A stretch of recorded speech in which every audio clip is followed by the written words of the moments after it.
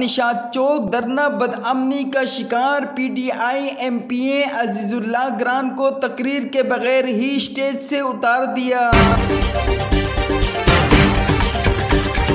एहतिजाजी मुजाहिरे में ANP का झगड़ा, एमल वली बेगैरत के नारे चारों तरफ गूंजने लगे।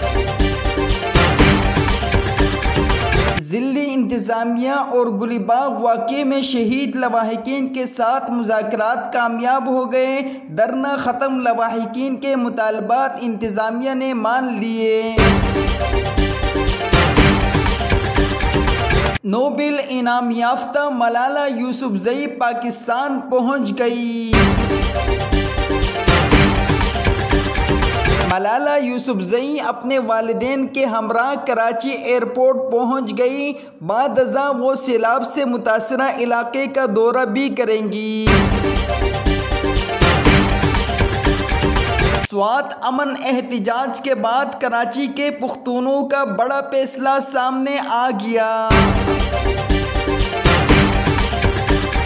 बरोज़े जुम्मा नमाज के बाद बनारस बादशाह खान चौक कराची में स्वात अमन एहतिजाज के लिए बड़ी रैली निकालने का फैसला। मज़ीद खबरों और अपडेट के लिए वीडियो को लाइक कीजिएगा, चैनल को सब्सक्राइब कीजिएगा।